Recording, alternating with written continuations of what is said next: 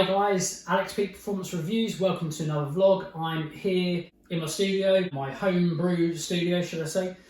And yeah, we've got another episode of PPR Tech Garage. I hope you're enjoying our PPR Tech videos. But yeah, no, in lockdown, we're kind of needing to find different things to talk about. So I thought I'd talk to you today about rubber, and that's car rubber. So tyres, the fundamental basics of tyres, car tyres basically. So I'm going to go through what all the numbers mean on the tyres, and then go into some different form advancement, I guess. So talking about the different types of tyres you'll get, the benefits of kind of your budget, your premium and race type tyres or track orientated tyres, and also our recommendations on our findings from before and from tests and our own test sessions and track data that we've got ourselves. If you don't know, I have a UK or national race license as well as an international race license. So I've raced different places around Europe and mainly in UK. But through the years, I've used lots of different tyres on one, my race car, and two, my different track cars. So I must admit, I've probably used every single fast street tyre and fast track tyre that I can think of. So yeah, if you've got any questions about a specific tyre and you want me to kind of answer something or give me your my thoughts on what's better perhaps and the feel of that tyre, then yeah, hit us up in the comment section as well, or after this video should I say, and yeah, I'd like to chat about that. So yeah, let's go on to the fundamentals of these rubbery black things. So this is a pretty basic tyre. This is I say it's a basic tyre. It's actually an adapted budget basic tyre, but it's, when I say it's adapted, this is my Enduro KA race tyre, and you'll probably see that it looks a little bit more slick than a normal tyre, especially a normal budget tyre. Now, these have been shaven by the guys. It sounds really random, but I'll talk to you a bit more about that. It's been shaved by Polysport. Polysport are our control tyre supplier, that rhymes, and they basically shave these for an added cost, but everyone has to do it. So there's some benefits to that, but I'll go into that a little bit later anyway. But yeah, we use a budget tyre that's been shaved, and yeah, budget tyres are as you'd expect, typically speaking. Often the lower costing tyres are not as good. They are ditch finders. So if you're using one on your pride and joy, even if the car's got a good chassis, I will fundamentally say that be careful. I borrowed some tyres off a friend after realising that I had some really nasty wear on a tyre and I couldn't use it a day before a track day. And in desperation, I had to borrow a set of tyres and alloys from a friend. I used those tyres, and they were 3 or 4 year old and a very low end tyre. And the car felt like it genuinely was on ice, and that was on my ST around Brands Hatch, and it was stage 3 at the time as well. It's the only time I've ever gone around a track on since it's been stage 3. But yeah, literally on a really poor set of tyres around a pretty scary track, which around Paddock Hill really is in our Fiesta ST, which has got an amazing chassis. But like I say, if you've got a poor set of tyres, even on a great chassis, it doesn't matter. So really, really be careful. Spend a bit of extra money if you not if you can. I genuinely say spare a bit more cash for your tyres. These are probably the most important things, I would say, and I've been asked before what my go-to modification is for a car, and I've always said first port of call, good set of rubber, and it still hasn't changed. These are the best modification you can have on a car, and when I say modification, OE or standard tyres that are put on a car often can be good, especially on higher end cars, but there's nearly always a better set of tyres you can put on even a decent car. So worth investing in better rubber if you need to. So hit us up in the comment section if you want to give us what car you've got and your size, and we can give you a recommendation of what we would advise, because we've been through, I say, every different type of tyre you can think of, really. Yeah, I'm going to go on to lots of different things. This is a Toyo, and it's called a CF2. This is our control tyre for the Enduro KA Championship. So on a tyre you have all these numbers here.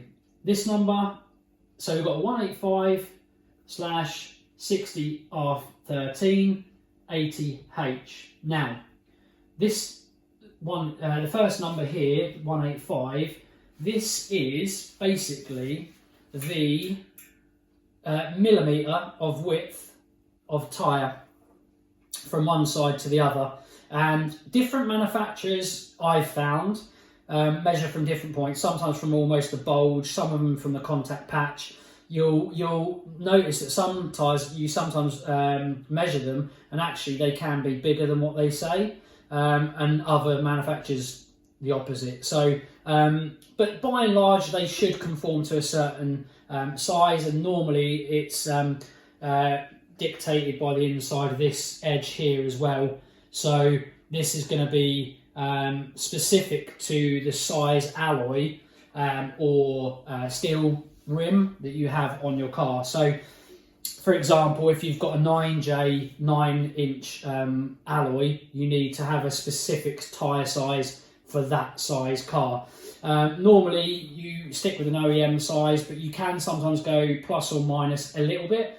It's important either to check that on a tech website or with your manufacturer and see if you can use a bigger or a smaller rubber.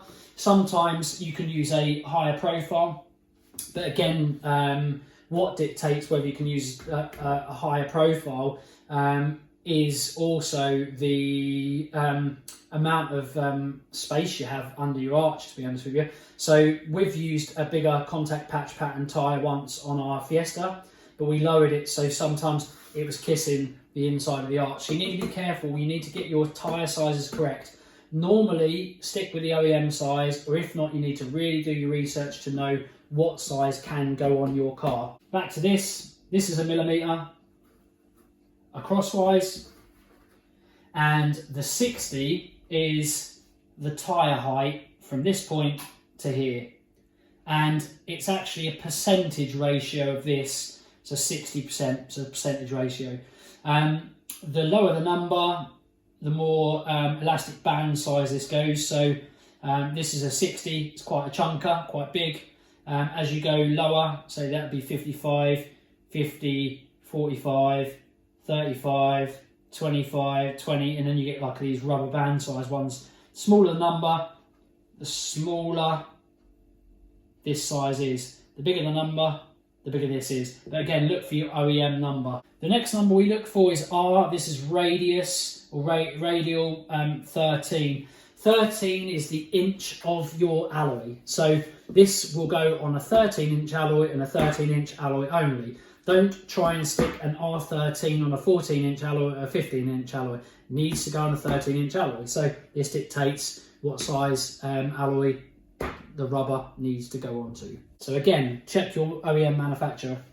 This next number is a speed rating. So again, you'd have to go on a website to look at this, and also the H is to do with the same number as well.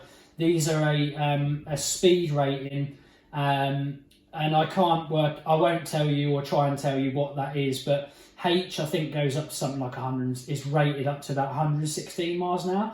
But there's different letters that represent higher potential speed ratings. So what that means is there is specific tyres with specific lettering that will allow you or allow the tyre to go up to a certain speed, which is very important on a performance car. So if you have a car and you try and put a speed rating tyre that says 136 miles an hour, but you're going on a German Autobahn and your car is capable of 180 or 190 miles an hour, don't put 160, 36 or 150 mile an hour speed rating tyre on a car that is capable of huge speeds. You need to check that. It's very important. So if you are not guessing, if you are trying to work out your own tyre size and type of tyre that you want to use on your car.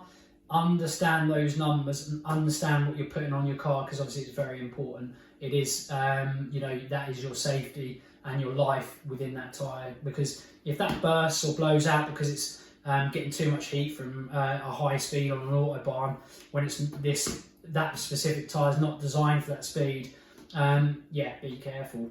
You need to really buy a specific tyre for the specific thing you're going to be doing on that car and for the specific alloy size, etc. So check with your OEM manufacturer and check with the aftermarket supplier of the alloy you may have bought as to what tyre sizes they would recommend that you put on them. Some tyres are directional, so there'll be an arrow and the direction of travel, which is obviously your car's going forward, it needs to follow that, so you need to put them on a specific way. If you put them on the wrong way when they're a directional tyre, it won't track the way that the tyre is designed to, and it won't evacuate water in the way the V or the tread pattern is designed to vacate water and get rid of water. So if you put it on the other way and you go on a bit of standing water, you might find that the tyre will aquaplane a lot more than it should, and it may be because you've put the tyre on the wrong way. That being said, if you take it to a tyre shop, they should be doing that, but I'd always still check, because there are some numbnuts that will be putting on tyres sometimes at some places. So yeah, also on the side of some of these, you will sometimes see that some of these tyres are tubeless, steel belted, and that just means inside here there's a steel belt. It stiffens up the sidewall so it doesn't allow flex, so it can sometimes allow the tyre to handle a bit better. But this is a relatively stiff tyre actually, and if I press on it, it doesn't distort too much. But there are some really high-end tyres that are starting to use Kevlar within the belt, which is really good. It's going to make it even more stiffer, but also the benefit to not running steel inside a tyre is the tyre weight will go down. Obviously a tyre has weight, and the heavier the tyre will be, and there will be tyre manufacturers that have lots of steel in some of these to try to give them some stiffness. The problem is the negative side to that is obviously if it's got a lot of weight, you get a lot of rotational mass within that point. So effectively the lower you can get a tyre to be, the lower you can get the alloy to be, the less rotational mass and the more performance gains you get from that. So as manufacturers start to add these Kevlar belts, you are going to start to see some performance advantage. It's going to be negligible, but performance is performance, and any advantage you can gain, obviously be it costly, it's sometimes worth looking at that. So yeah, high-end manufacturers will put some real impressive construction into their tyres. So yeah, going on to the differences between a premium and a low-end brand. Obviously, there's less development in these budget tyres. What it means is realistically they're going to use a very undeveloped low-end rubber. So it might be a very stiff, heavy rubber or dense rubber that's designed to really go for a long period of time. It may mean that you're going to get a lot of mileage out of that tyre, but the downside to it is, typically speaking, you're going to get a very low performance, and the tyre is not going to be sticky. That being said, if you get a tyre that is really sticky and is grippy, you can also get tyres that are they get too hot too quick and they overheat. It may mean that you'll get one really fast lap, and then after that it tails off, and then you start getting the tyre falling away from the tread blocks. If that happens, you're going to, a tyre is going to deteriorate very quick. Again, a more higher end tyre will be designed in a very clever way that it can take heat, and it can get very grippy, but it still maintains its tread blocks and its strength within those tread blocks, and it doesn't peel off. So it is worth looking into a much better tyre to see how long they wear, how quickly the temperature comes up on them, see how quickly you get the grip. I've found the Nankan AR1 to be a really, really good all-round tyre. It's my kind of go-to track tyre. I've been using Nankan NS2R on my ST for quite some time, but I must admit I just changed it to a Michelin PS4, Pilot Sport 4 PS4, and it is awesome. I have to say, it's such a good tyre. Very good all round, very good in the dry, very good in the wet, a lot of feedback as well through the steering, and in general just such a nice tyre. And I must admit the PS4 is for me now a better tyre definitely than the NS2R that I've been using for quite some time. So some of the Michelins are really, really good. I'm intrigued to see how it fares on track, because some people say they can overheat. I'll make my own judgment because I have a certain type of driving style. So I'll be intrigued to see how they fare up on that. Obviously, once the lockdown's done, we will be doing a track day in our Stage 4 Fiesta ST, which is just under 350 horsepower, with the Michelin Pilot Sport PS4s on there. And yeah, we'll be doing a track kind of review of those tyres. Feedback on the street at the moment is that they're very, very good. Yeah, if you've got any tyres that you like the look of, or a number of tyres that you're interested in, and you want us to kind of tell you what we think of them, we have used lots of different track tyres now and lots of different track focused street tyres. So if you need any advice on that, we'd be willing to give you what we know and our opinions, I guess, on them. But yeah, it's like I say, tyres are really, really important. They are your life. They also contribute to braking force, and I think people don't even realise that. They think it's just the brake system and the calipers, the discs and the pads, and it's not. Sometimes your brakes can do so much, but then it's the tyres that give out. The contact patch pattern and the contact patch on a tyre is only as good as the brakes it's on, and the brakes are only as good as the tyre. So you need a good combination of both braking system and tyre. And I spoke about contact patch. I will speak about that just before I end this video. Contact patch pattern is it's a reasonably simple science if you understand it. Now, I'll show you a contact patch picture on the screen now.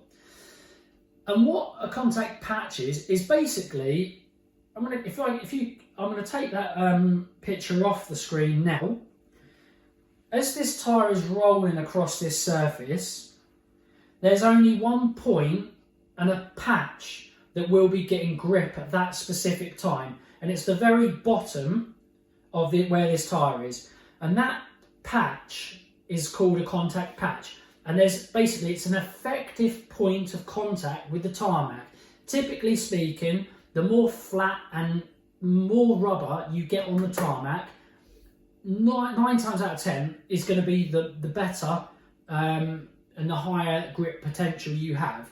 The more contact patch on the road, the better. Now, if you have a bigger number on here and a bigger number on there, the bigger the contact patch. Simple as that. That is, I can go into more science into that, but realistically, the bigger these numbers, and it's dictated by that as well actually, just all of these numbers, the size of the alloy, the size of the percentage ratio in the millimetre in width, the bigger the contact patch. The bigger the contact patch, the more potential grip you have, but it's still dictated by how good your rubber is.